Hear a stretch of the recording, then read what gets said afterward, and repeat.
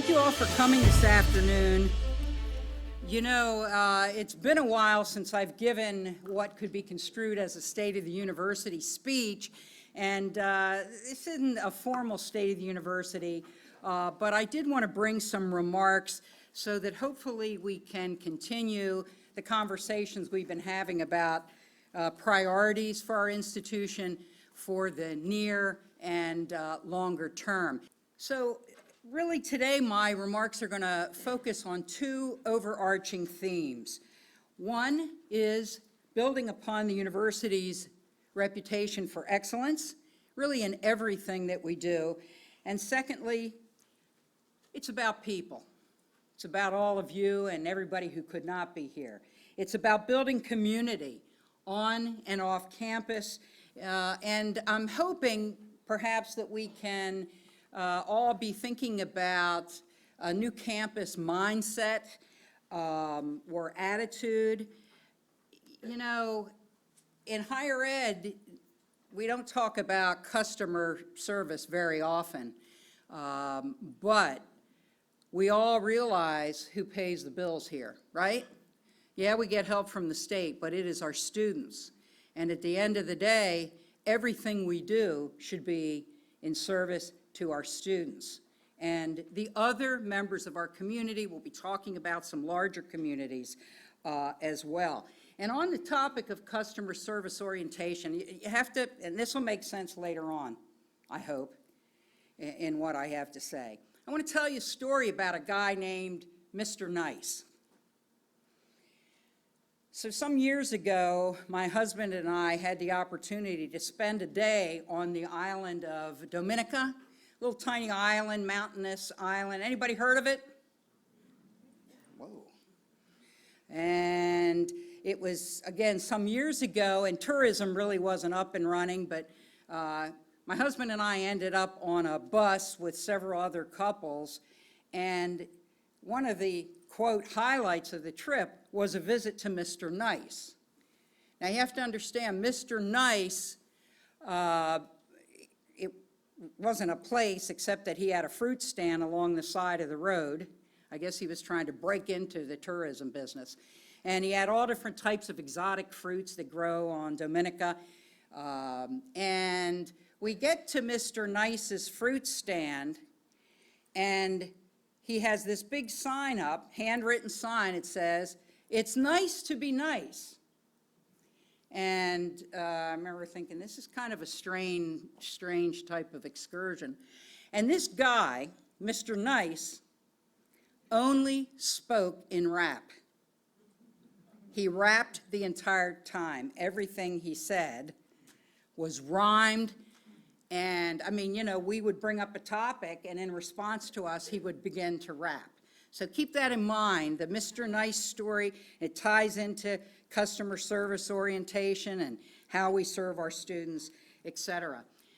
You know, each and every one of us needs to be responsible for student recruitment, retention, and success. You know, we all need to think, you know, act as though we were at a small private college that charged $50,000 tuition, room, and board a year, and that we were struggling to make our enrollment numbers. Now, that's not who we are, but that's who we're competing with when it comes to recruiting the kind of students that we want, retaining them, and focusing on their success. I want to give kudos to Dr.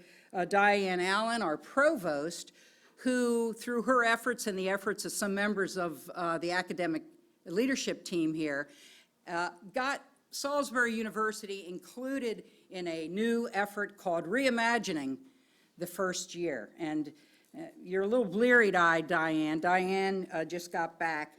But again, we're one of 44 colleges and universities nationwide chosen for this effort. And it will focus on what more we can do for our students as they transition to the university, whether they come as first-time, full-time freshmen or as transfer students. I said we'd focus on community, and I'll begin with community outreach, our larger community. think about this. We are a public university. We get taxpayer support, pretty substantial taxpayer support. And as a public, we should be serving the larger community. How can we do that? Many of you know that fairly recently we received the gift, a very generous gift of a building valued at $4.4 million, building in good shape down on the plaza in downtown, thanks to Palmer Gillis and Tony Gilkerson. And we're looking at some possible ways that the university can have a greater presence downtown. You know that currently we have an art gallery downtown, Salisbury University Art Gallery, and the plaza kind of comes alive for the Third Friday events. If you haven't been down there, you should go. There's music, there are local artists, a lot of exciting things happening. And so we really want to look at what we're going to do in that gallery building. Our GIS program, which for those who may not know is Geographic Information Systems, is incredible, the best program, at least in the state of Maryland. In fact, our GIS people are doing work for Governor Hogan, our governor. They need more space. They will likely be located in downtown Salisbury. And we're also looking at creating a center for entrepreneurship where we will help everybody. And the students that are here, our goal is to make downtown Salisbury a very vibrant, exciting place. And guess what? Where there are job opportunities and the kind of growth where when you get a degree, you'll want to stay in Salisbury. Some years ago, we had a program called Live Near Your Work. Some of you will recall that. And basically, that's a program in collaboration with the city of Salisbury and perhaps other groups to try to get people to live near their work. And again, last time we did this, there were grants from $2,000 to $5,000. I think a couple of people in here may have taken advantage of that monies that could be used towards the purchase of a home, towards a down payment, for instance. We want to engage all members of our larger, that is external community. So that means everything from programs for children, some of which we already offer, think of summer camps, athletic camps, et cetera, music lessons, and not just for kids, all sorts of programs, some credit-bearing, but many non-credit that we would offer to members of the external community. Dean Weir, are you here? Christy? Christy's in the back there. We're really excited about some of the initiatives coming out of the Purdue School of Business. We're talking about programs, certificate programs, et cetera, that we could market to corporations, individuals who are looking for professional advancement. When we talk about extended and lifelong learning, we're also referring to people in their, let's call it the third stage of their lives. I was told not to use the word retirees. We have to be so politically correct today, right? I mean, the term retiree upsets a lot of folks, but you get the point.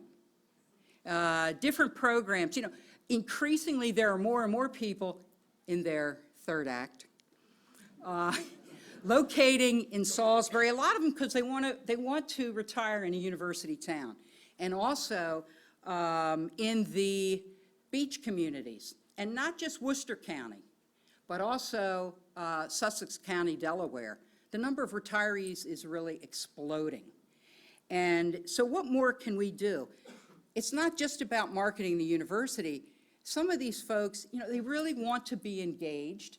And just this past week, I had lunch with a gentleman who's just opened a new hotel in Bethany Beach, and he's so excited about this. He said there's so much interest.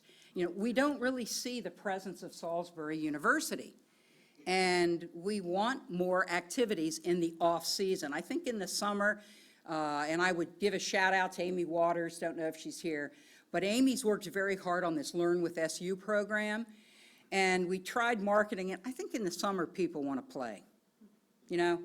They want to go to the beach. I'm not sure they want to really learn. But certainly, there are 9 months of the year, 8 months anyway, when we could be doing more in the beach communities. And when we talk external outreach, you know, the university's reputation is also growing internationally.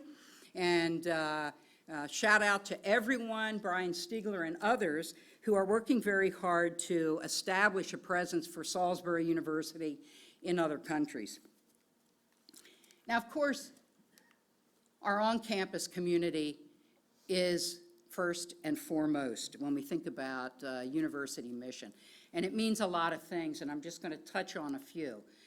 I've been frustrated, as I know many of you have been, that we haven't made a lot of progress on our compensation. You know, our benefit costs continue to increase. I'm very happy to say that I am very optimistic, and not so cautiously. I always say I'm cautiously optimistic. It looks like Governor Hogan is going to provide funds in the fiscal 2017 budget, and that fiscal year begins July 1, for a 2.5% merit increase. There's also some discussion of a cost of living increase. And as these negotiations move forward in the General Assembly, our legislature meets, it's possible that, you know, there may end up being a 1% cost of living increase and a 1.5% merit. There could be some mix. But it looks like we will be able to make some progress on salaries. Increasingly, we're going to be having discussions about the need to add positions and where, and the need to perhaps reallocate positions as people leave the institution or enter their third stage, retiring, whatever, that maybe we need to look at how we can move some positions around. Now, I want to say, I am so encouraged by Governor Hogan's budget, this fiscal 17 budget. It's really good. We have major increases in our mandatory, like benefits, costs, et cetera, and they're being covered. But that doesn't mean we still don't need to think very strategically about our resources, because let us recall that this governor got elected in part promising to reduce the size of state government, and if you're a state employee, raise your hand. Okay? He wants to reduce the size of state government and reduce taxes for Marylanders. So the dollars have to come from somewhere. This university's been on the move from, you know, I guess 2000, when I first came here. We have 2,000 more students than we did. The past 3 or 4 years, though, we've kind of been in a holding pattern for a number of reasons. We're maxed out, okay? We want our classes to be small. We want our campus to feel like a small, friendly campus. We are at about 8,700 students, give or take, and yet it feels a lot smaller than 8,700 students. But I think we need to look toward modest enrollment growth. Why? Along with College Park, we have the greatest student demand in terms of admissions. We turn away a lot of students who probably could do well here, and one could argue should be given the opportunity. Of course, part of my thinking is that without some modest enrollment growth, we won't be able to do some of the hiring that we need of faculty and staff. Modest enrollment growth supports my argument as I work with the powers that be. I know people think the president's powerful. She's not, okay? I mean, well, relatively speaking, the regents, the chancellor, and the governor's people are going to decide where the resources go, and the resources are going to go to those institutions that can grow in enrollment. Now, to be clear, I said modest enrollment growth. We're not going to open the doors and lose selectivity, and that's a bit of a concern. I learned today, saw some stats, that in the state of Maryland, Since 2010, SAT scores have gone down 50 points. That's pretty dramatic.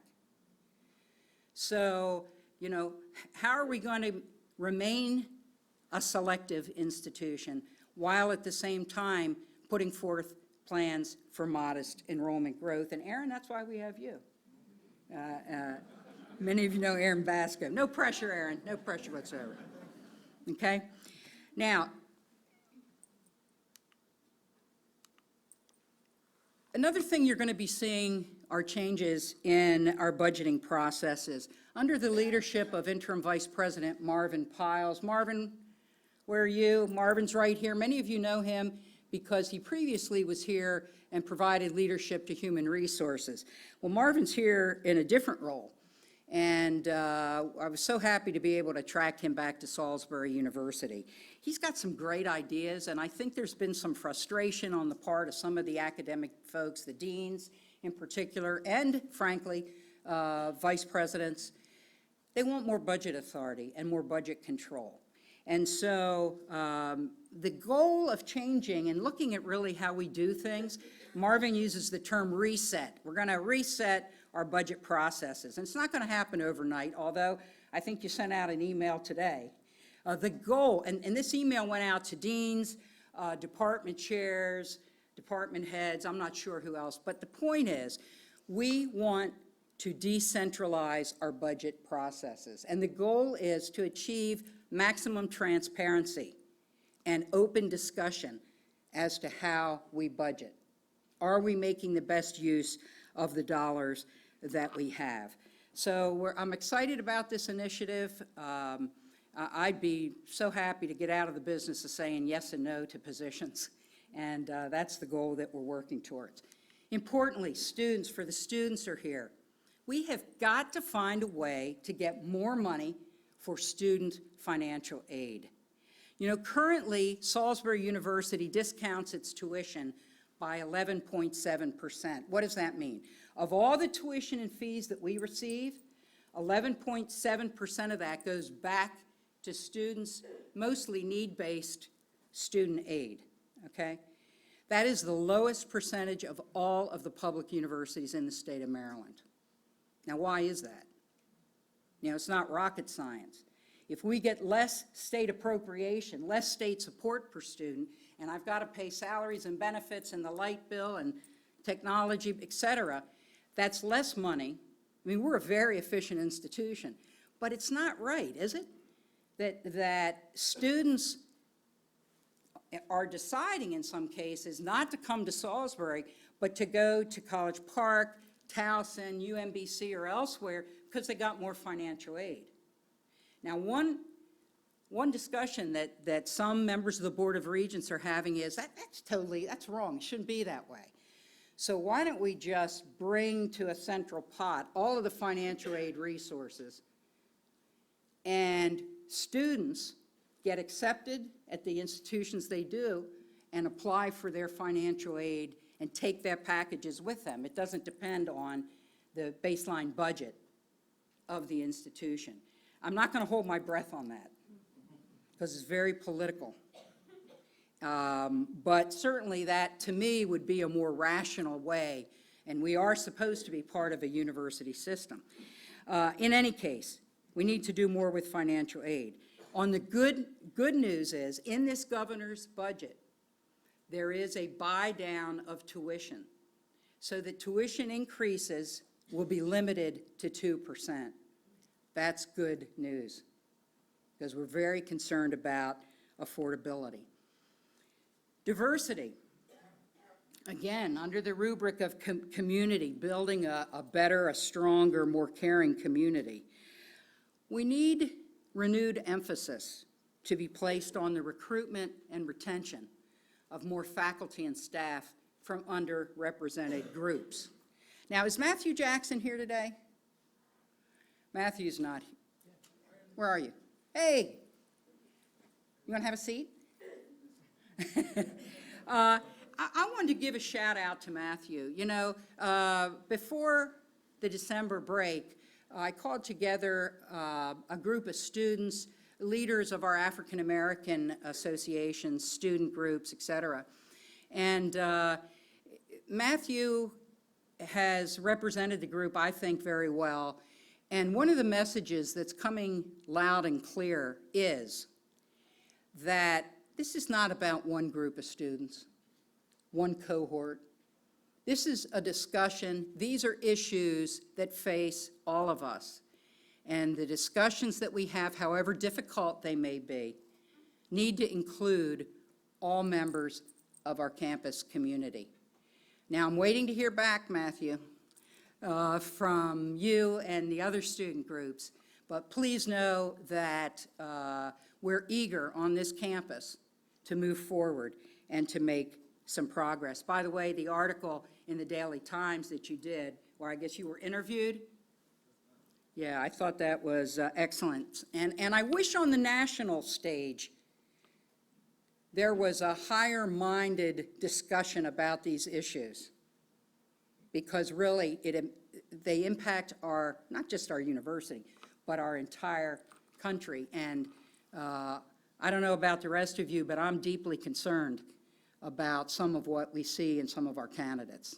I better be careful not to get into that political scene, but it's pretty disconcerting, you know, some of what we're seeing and hearing. I just want to mention real quickly, I think somewhere we've got a couple of copies of an article that I did recently with University Business, in University Business magazine. Why University Business if it was about diversity? Well, it's because I think that there are a lot of opportunities for different types of growth in diversity. We can get back to this. I'm going to move quickly because I want to leave some time for questions and discussion. But let me just say this. The student leadership on our campus has been excellent, and we're looking towards more leadership on the part of students. I can't stand in front of different groups and be the one who leads all these discussions, right? It is the next generation that's going to change the world and hopefully help as we work to change our own campus. The Office of Institutional Equity, Diversity, and Inclusion, and Humberto Aristizabal is here. Humberto also has some great ideas as to what more we can do as we provide forums, different types of programs to have these conversations that we need to have. And we're also going to see more opportunities for diversity training as we strive to deal more effectively with issues of race, gender, economic disparities, sexual orientation, all issues of bias that individuals face in what is, let's face it, a majority-dominated culture. Progress on these diversity issues, all of these issues, is another way of building a true community of scholars and learners. We need more opportunities for professional development for employees who wish to advance their careers. And we're also very careful to pay attention to the Title IX rules, which seems like they keep changing on us. It is also the Office of Institutional Equity that deals with complaints, sexual assault issues, harassment, discrimination charges, et cetera. And those investigations take a great deal of time and aplomb in their handling. So a shout out to you, Humberto. We're very grateful that you're here, and please know that we all work with you. Now, Humberto told me to be sure and mention that a campus climate survey is going to go out March 1. I would ask that each and every one of you, when you get this, it's to everyone? It's for the students. Oh, students? Well, you know what my question is. What about the rest of us, right? But, so students, if you can kind of spread the word, and, you know, we need the feedback. So that's very important. And one of the things, as Provost Allen has been having luncheons with different groups of faculty, and one of the things that she's hearing loud and clear is that we need more mentorship of new faculty and staff, more mentorship. and not just faculty from underrepresented groups, but really all of our new hires. This is about people. It's about building community again. So how are we going to do that? At the outset, I talked about continuing to build upon the institution's reputation for academic excellence and innovation. Obviously, the academic mission trumps all other, I'm sorry to use that term. We won't say it trumps all other aspects of our mission. We'll say, you know, it's at the heart of everything we do. It's why we exist. We are moving decisively with academic innovation initiatives under the direction of our very capable deans and the provost. The term analytics is thrown around a lot. You're going to hear more of it. We will be increasingly data-driven in making decisions, and that really should be exciting. Some of the things that we're learning, I feel like we're just scratching the surface, but it's pretty clear to me that Salisbury University is a leader among the Maryland institution in using analytics. So what's the goal? Because data in and of itself, I mean, it gets the GIS people and me very excited. We like to see, we like data-driven decisions. But the real goal is to look towards how we can, in an environment of constrained resources, how we can strengthen high-demand academic programs and also programs that may not be areas of high workforce need, but which are central to the broader liberal arts mission of a comprehensive university, such as ours. We need to evolve our academic culture so that we rely on evidence and effectively use analytics to respond to changes in enrollments in academic areas and changing workforce needs. So think of it this way. When we invest in high-demand programs, the result is that we end up producing the resources that support all the programs that are central to the mission of Salisbury University, whether they're high demand or not. Many of the faculty at Salisbury have been involved with general education review. We're taking a big look. We hadn't really revamped general education here. That's all the requirement students, right, that you have to take before you can get into your major areas of interest. We haven't really looked at that for decades. Somebody said 3 decades, 4 decades, I'm not sure. But I want to publicly thank Dr. James King and everyone who's working on general education. I urge us, as we're looking at those requirements, to please seek student input and faculty who are involved with general education.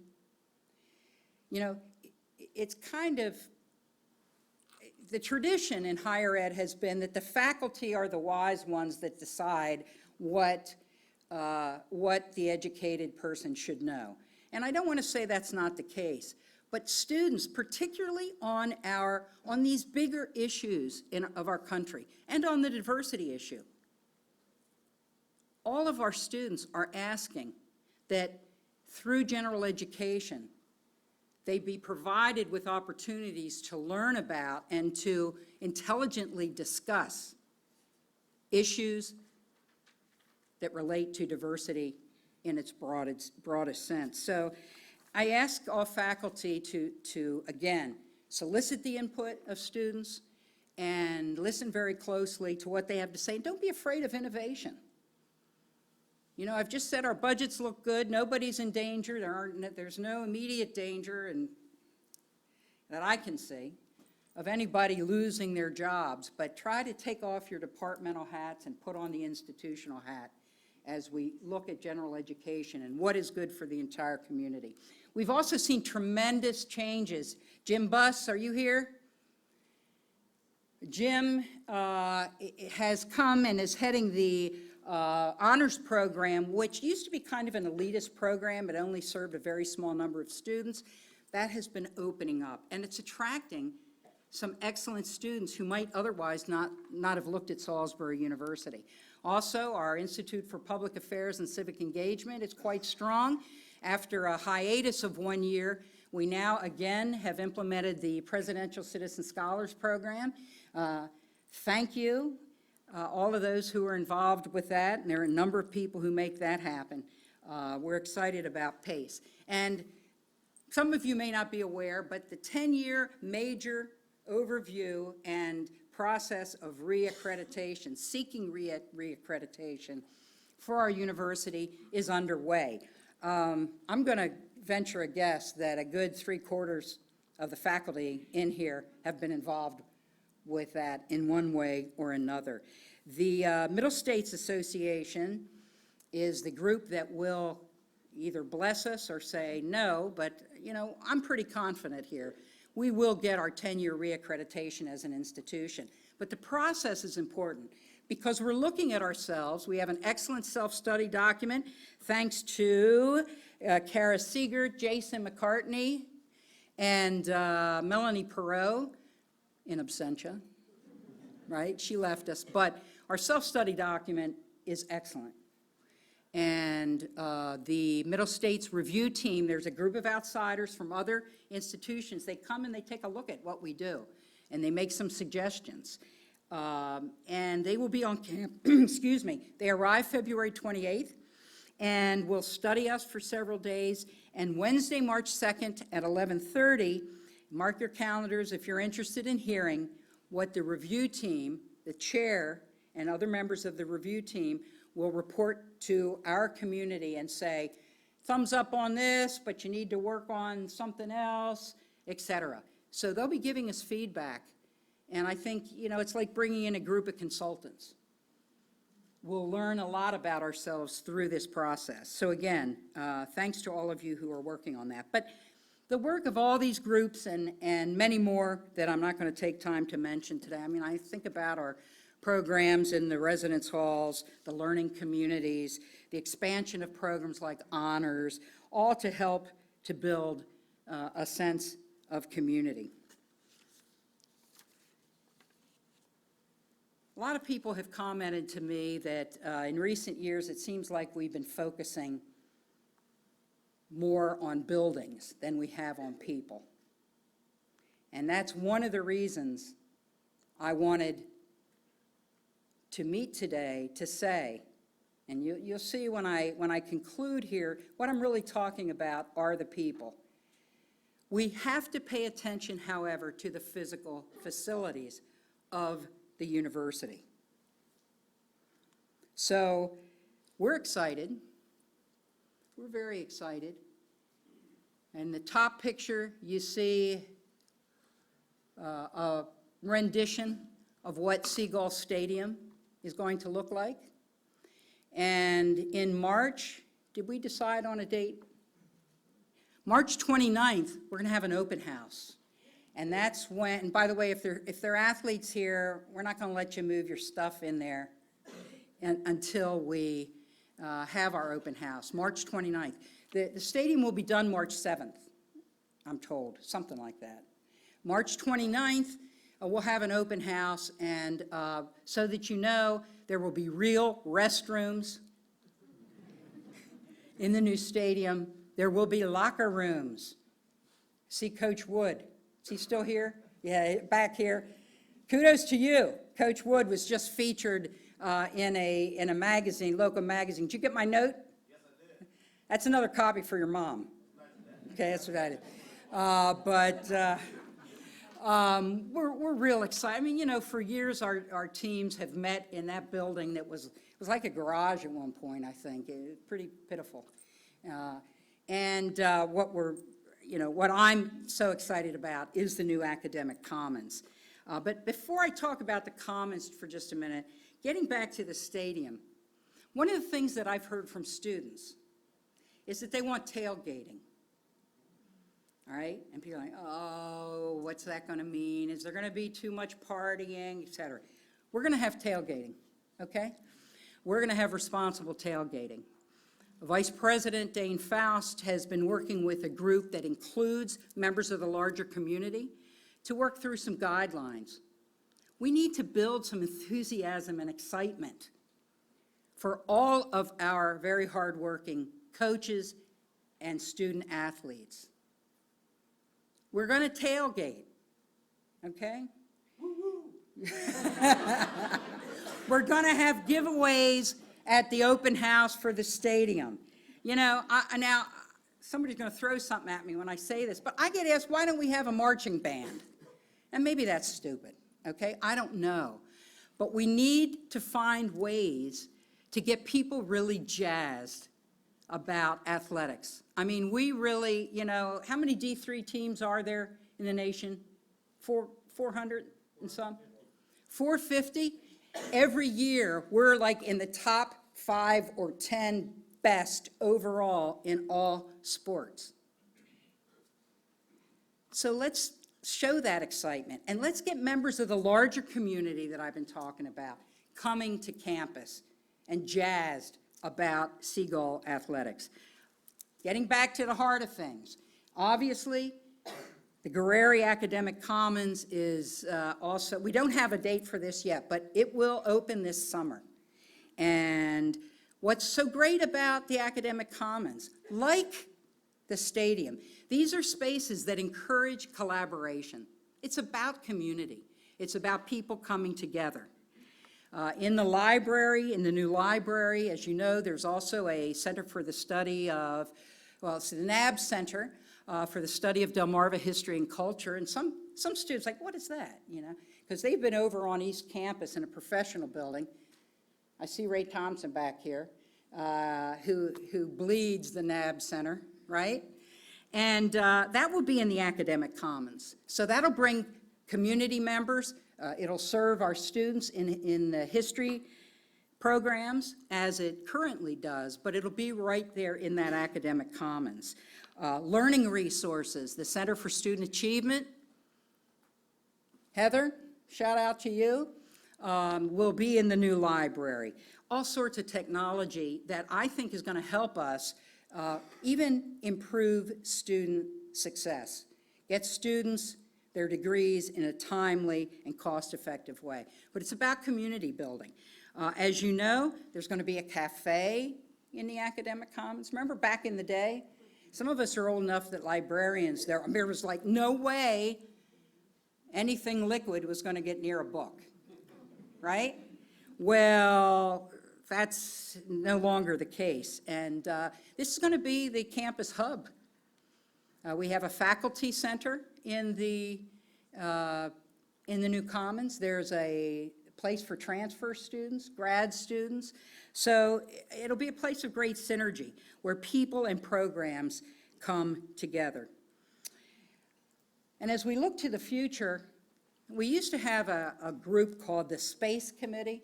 Now, I didn't have any clue what that was about. I didn't, you know, I was thinking like outer space, but Wallops. I was thinking, yeah, sending rockets in, but no. People are asking, well, what are we going to do when we're in the new library? What about Blackwell? What's going to happen with Blackwell? And, you know, other spaces. We still have, despite all this construction we've seen, and I'm going to say like for the millionth time, students, when we get a building, that's a separate pot of money from our operating dollars, okay? It's capital project money. It's not your tuition and fee money. And if we don't get the capital money, it's going to go to College Park or one of the other, I say College Park because they do pretty well getting their buildings. But it's going to go to College Park or one of the other capital projects in the system. But we do need these spaces to bring us together. We need more space for fine and performing arts. Students need better and more recreational space.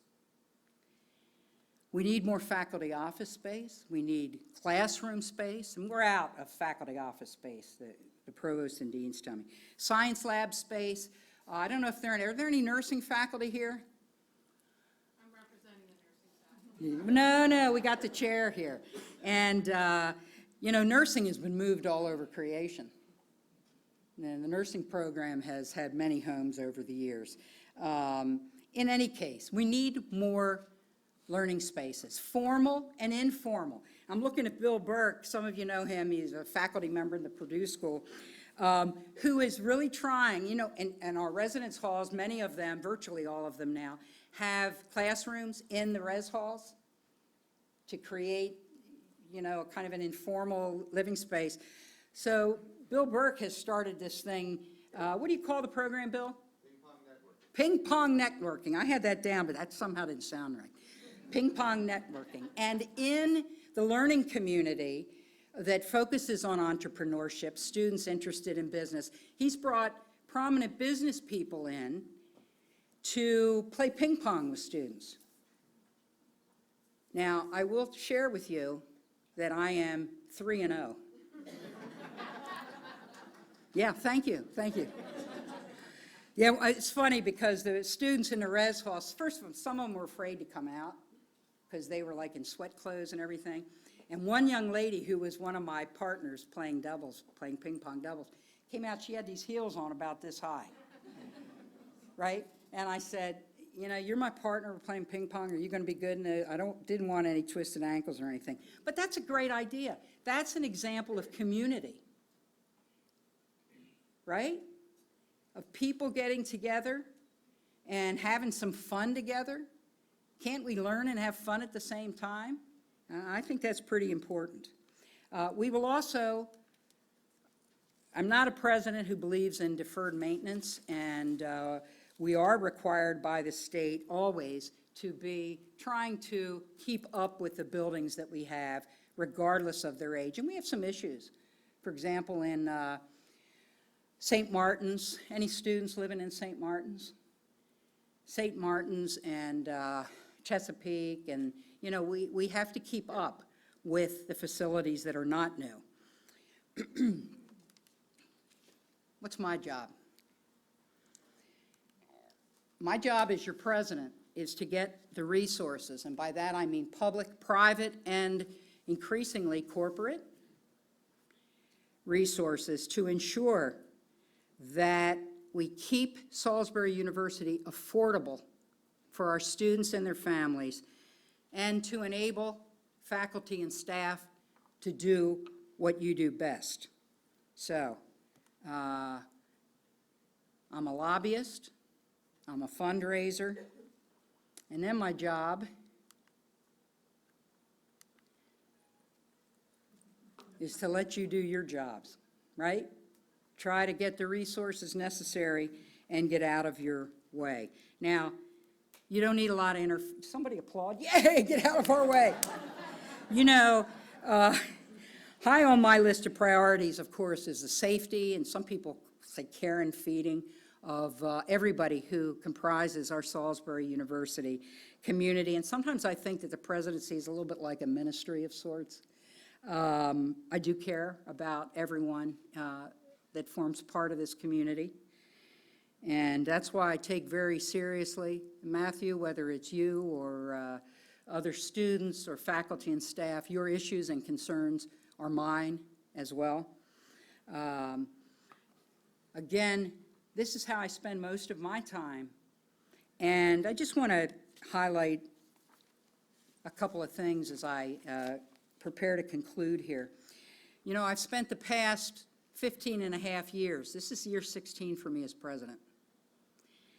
I've spent the past 15 and a half years lobbying for a more equitable distribution of the funds that go to higher education in the state of Maryland. We've had some success.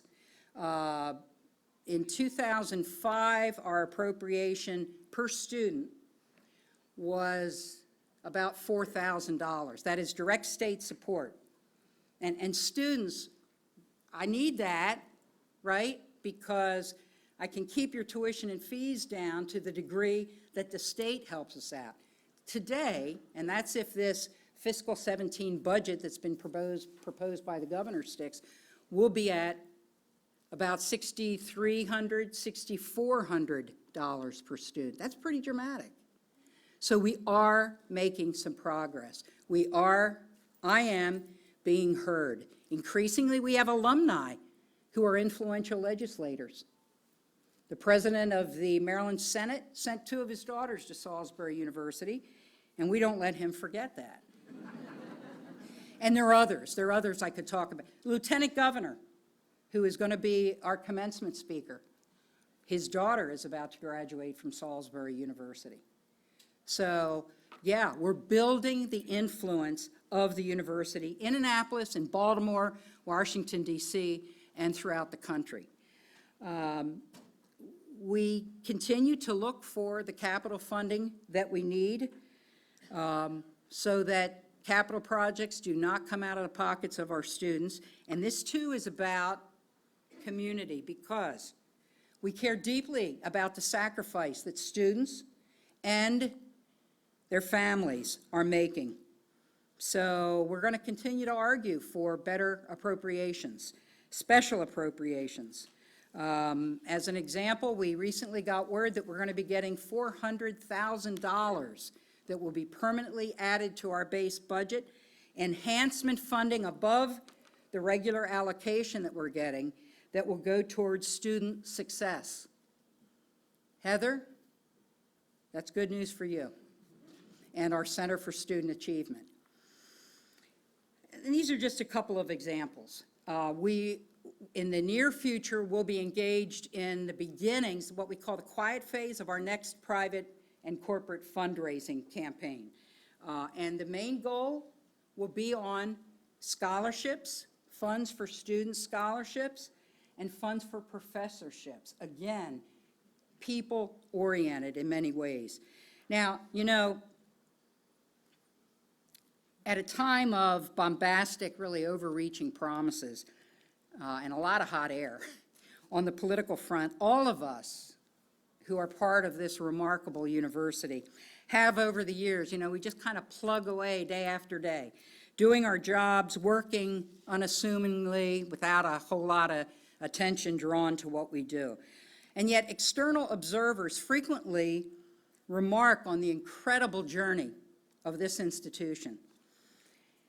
Since the days of former President Tom Bellavance, who, by the way, he served 15 years as president when we were still Salisbury State College, and today, 20 years ago, is when he passed away. And there was a nice tribute in the Daily Times today. In any case, it was Tom Bellavance who vowed to raise the academic profile and stature of what was then Salisbury State College. And even back since the days of Salisbury Normal School, the changes have been dramatic and steady. But the constant over the past 90-plus years of this institution has been the people. All the former students, faculty, and staff who form part of our institution's heritage, and all of you and people who aren't in this room who tirelessly work day after day with a sense of true commitment to a mission and a cause that is greater than our day-to-day endeavors. And when I'm asked, and this happens quite often, what makes Salisbury University so special? How is it that you manage to accomplish so much with the resources that you're given, and how is it that Salisbury University has become known for its academic excellence and distinction, both nationally and increasingly internationally? And I say, you know, it is the people of Salisbury University that make the place great. And so I want to thank you for all that you're doing as we continue to move forward in a spirit of caring, friendly community. And let's vow each day to show how grateful we are for our student support and the public's financial support and trust. And, you know, as president, I personally thank you for all of your support. And so, you know, it's a wrap. And we're thinking, remember the story I told at the beginning about Mr. Nice? And it's nice to be nice? Think people, community, service to others. Think about Mr. Nice.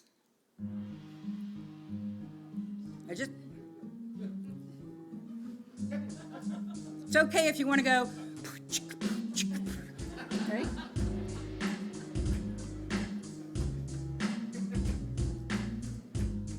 You ready? It's nice to be nice when it's a sunny day. It's nice to be nice when people come your way. Say hello, give a smile, ask how do you do. Can I help you find your way? Smile, though a bill is due.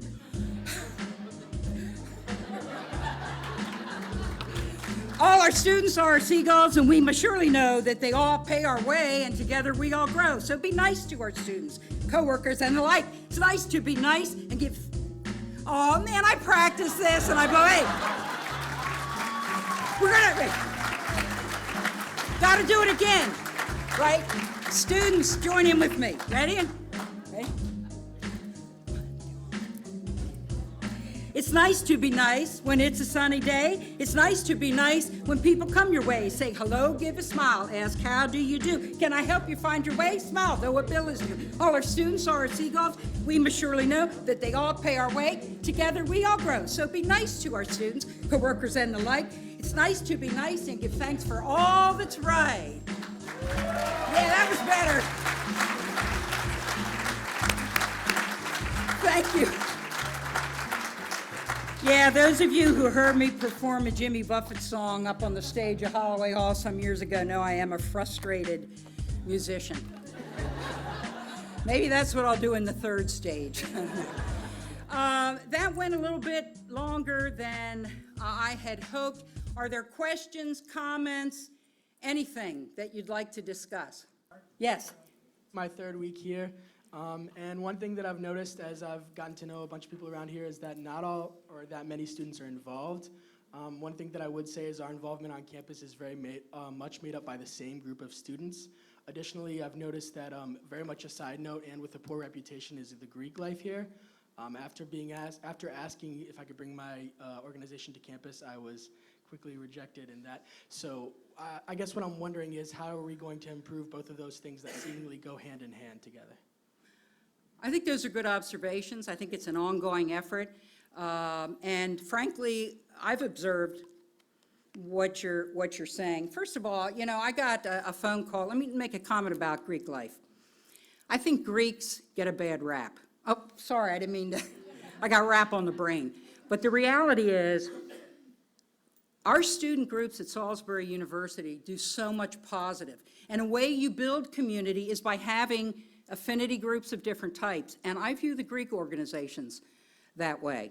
And while we don't have off-campus houses, and we're never going to be like Animal House style, you've all seen that movie, right?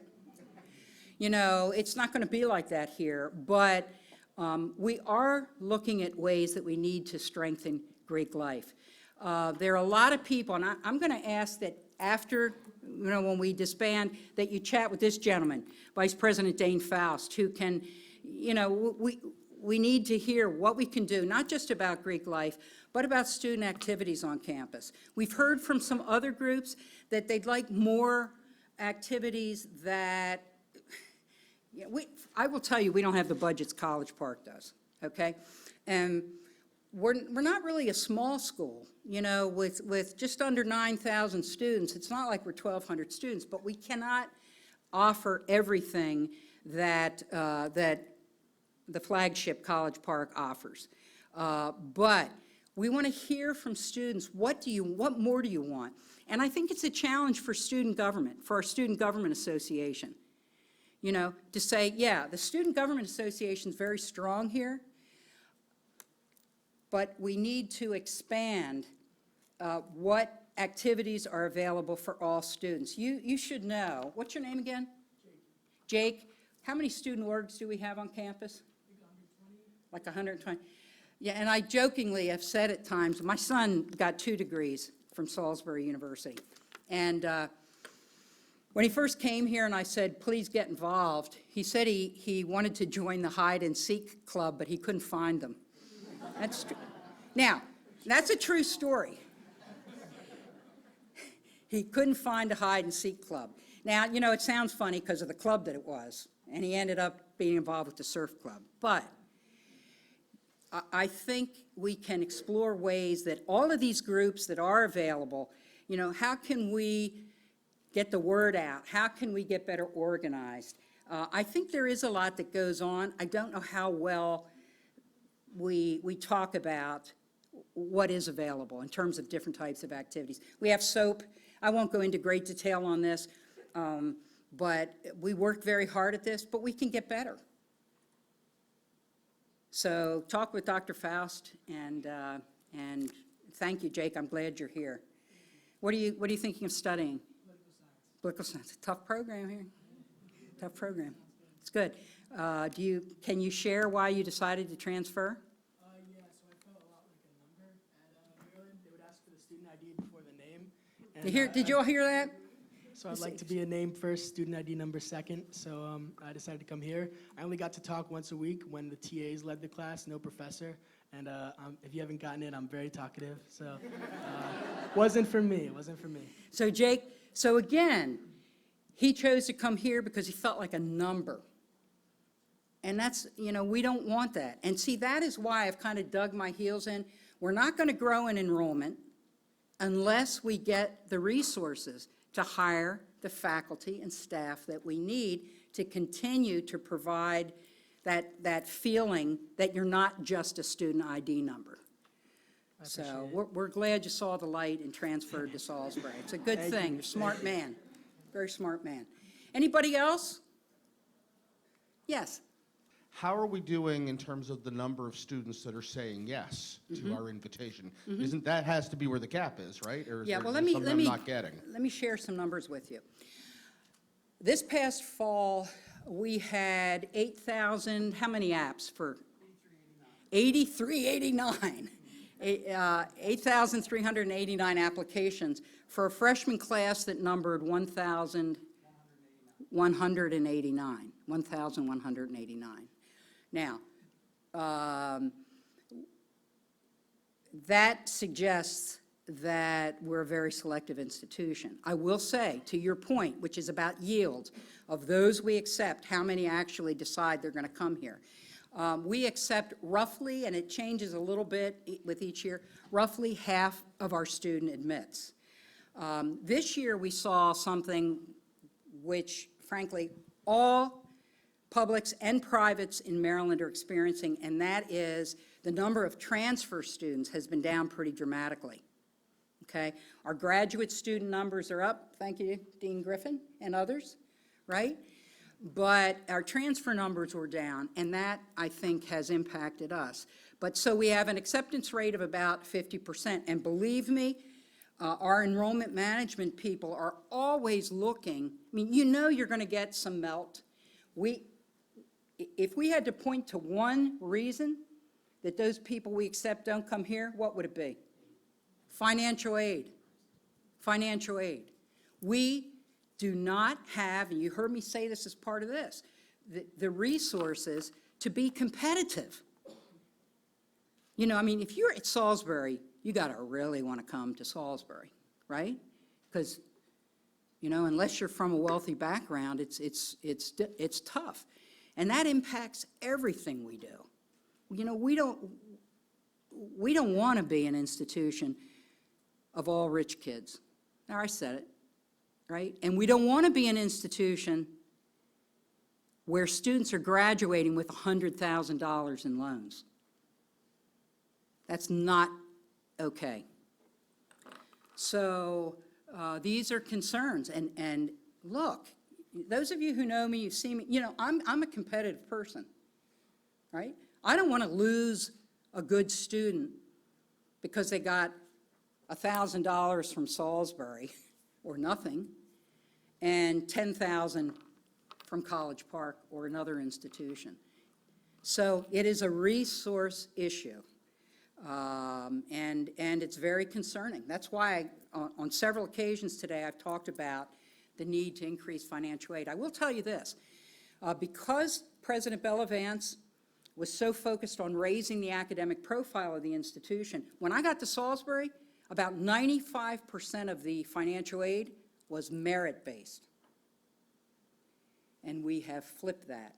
Not totally, but about, I'm going to say 85% of our aid is need-based, goes to need-based aid. And you can agree with that philosophy or not. I hate the thought that well-qualified students can't come here because of their financial situation.